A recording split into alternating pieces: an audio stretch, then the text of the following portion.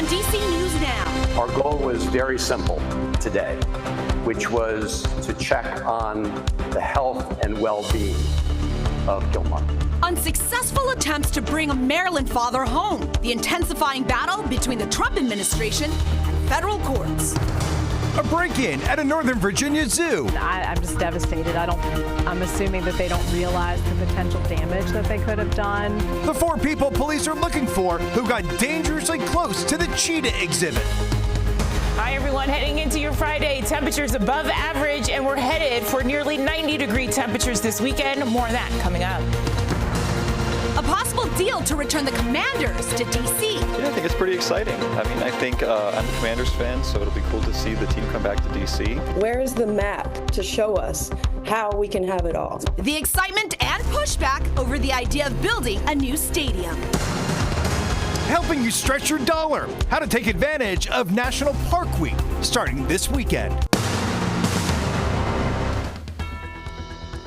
We begin with breaking news on DC News Now at 10. Maryland Senator Chris Van Hollen has met with Kilmar Abrego Garcia in El Salvador. He was mistakenly sent to that notorious prison a month ago. Both Van Hollen and the president of El Salvador releasing these photos of that visit. Hi, everyone. I'm Susan Tran. And I'm Chris Flanagan. Noticeably absent, though, from Senator Van Hollen's social media post, any mention on if Abrego Garcia is coming home. His attorneys are still fighting to force the Trump administration to facilitate his return. And a federal judge slamming the Trump administration for not fixing its mistake of deporting him in the first place. It's the latest in the legal saga for Abrego Garcia. DC News Now's Max Marcilla has been following this case very closely. Max, a lot happening. Let's start on the legal side. What did today's ruling say? Sure. Well, if you remember on Tuesday, a federal judge said Trump administration officials will be deposed for answering questions about why the administration has not facilitated Abrego Garcia's return. Well, today, 3 appeals court judges ruled that does still need to happen. In El Salvador, we're getting a look at Kilmar Abrego Garcia after weeks in Secot, a notorious prison. Here he is meeting with Maryland Senator Chris Van Hollen on Thursday. Last month, Abrego Garcia was detained in Prince George's County and mistakenly deported to El Salvador. The Supreme Court rules the Trump administration needs to facilitate his return, but a federal judge says that hasn't happened. I have to refer again to the lawyers. Back in the States, Abrego Garcia's case is heating up a battle between the Trump administration and federal courts, this time with a warning from a federal appeals judge who writes the legal conflict promises to diminish both branches of government. Due process. Advocates in Maryland are pushing for his release and praising Senator Van Hollen's efforts to do the same. He spoke with reporters before he met with Abrego Garcia. And we need to make sure that the court system works and due process works. The Trump administration says Abrego Garcia is an MS-13 gang member, citing this document filed during a 2019 arrest where Abrego Garcia was wearing a Chicago Bulls hat, which represents a member in good standing with MS-13, and an allegation from a confidential informant. Earlier this month, a federal judge called it a vague, uncorroborated allegation, and Abrego Garcia's attorneys have repeatedly denied that he's a gang member. The judge today writing, "The government asserts that Abrego Garcia is a terrorist and a member of MS-13, perhaps, but perhaps not. Regardless, he is still entitled to due process." But I am here to vouch for the judicial system in the United States. Now, the Trump administration also pointed out a 2021 temporary protective order Abrego Garcia's wife filed against him. To be clear, no charges were ever filed. And today, she wrote in a statement shared with DC News Now that they were able to work through that situation privately as a family, and it's not a justification for his deportation. Reporting live in the studio, Max Marcilla, DC News Now. Max, thank you. And just into our newsroom, Abrego Garcia's wife is saying in a statement, "My children and my prayers have been answered. The efforts of my family and community in fighting for justice are being heard because I now know that my husband is alive, God is listening, and the community is standing strong."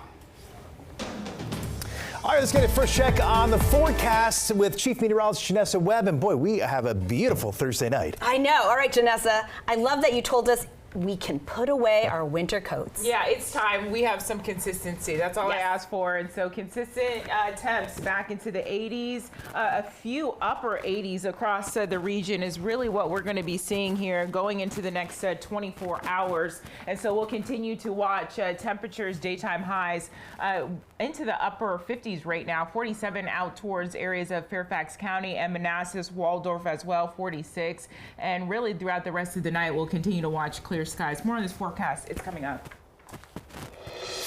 We have a new video tonight of a break-in at the Nova Wild Zoo in Reston. It happened on Tuesday night. 4 people caught on camera causing thousands of dollars in damages, and police want your help tonight identifying them. DC News Now's Daniel Hamburg joining us live outside that zoo. And Daniel, this could have been so dangerous for those involved because we're talking about wild animals here.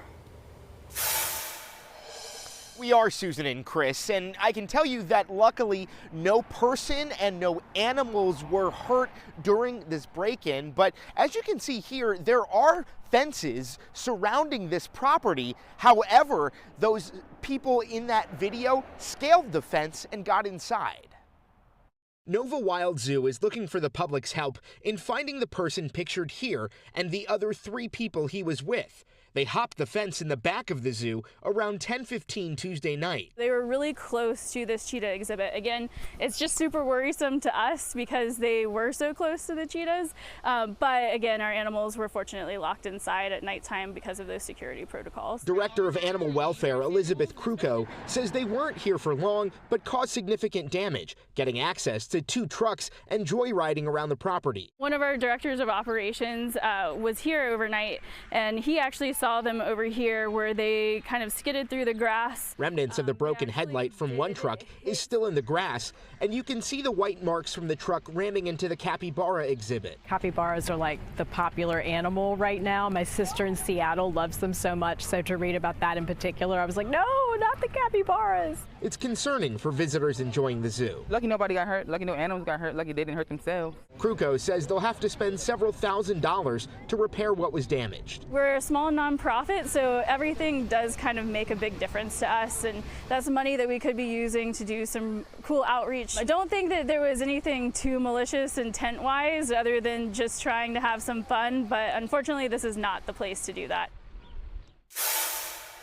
If you recognize those people in that surveillance video or you know anything about this break-in, you're asked to call Fairfax County Police. We're live in Reston. Daniel Hamburg, DC News Now. All right, could have been so dangerous there, Daniel. Thank you. New tonight, a Maryland man has pleaded guilty to being part of this massive swatting ring. Investigators saying that a 19-year-old from Hagerstown called in false bomb threats and school shootings, which would have been sending these large-scale emergency responses, compromising the safety to numerous communities. Now, Owen Jabot admits that he helped to create an online group called Purgatory, and they would use social media to coordinate these swatting attacks. They included threats to burn down a trailer park in Alabama, of shooting a teacher and students at a Delaware high school, and making false allegations of murder and bomb threats at Albany Airport. Jabot is scheduled to be sentenced in July. Take a look. Remember these massive mounds of trash behind an apartment complex in the district? The Attorney General is now suing that Northeast landlord, accusing him of creating these dangerous living conditions, saying the building was full of trash, standing water, collapsed ceilings, and mold. The situation was so bad, in fact, the city ordered families to move out a week ago. Now the landlord is pushing back, telling our Randy Bass his side of the story. We'll have those details in our next half hour. Also in the district, neighbors reacting following reports that D.C. and the Commanders are nearing a deal for a new stadium at the RFK site. That according to the Associated Press. Sources telling DC News Now there's no confirmed deal yet, but negotiations are happening. Yeah, I think it's pretty exciting. I mean, I think I'm a Commanders fan, so it'll be cool to see the team come back to D.C. When there are games, people are parked on the street. There's nowhere to park. We're going to get what we had before. And I didn't like it then. I won't like it now. Mayor Bowser did not comment on the possible deal today, but in a statement yesterday, her office telling us in part, in the coming days, we will share more on our growth agenda by highlighting our next budget to grow D.C. and outlining a plan to realize abundant opportunities at our RFK. While many Commanders fans in Prince George's County, they are against that move to D.C. Tonight, we caught up with some at Northwest Stadium who say they want the team to stay put in Maryland. The team moved to Landover back in 1997. You know, I would be so disappointed if the Commanders went back to D.C. I just say it'd be better to keep it here. You know, it had been here for so long. The Commanders' lease at Northwest Stadium expires in 2027. Talks for a new stadium have included locations in Maryland, D.C., and Virginia.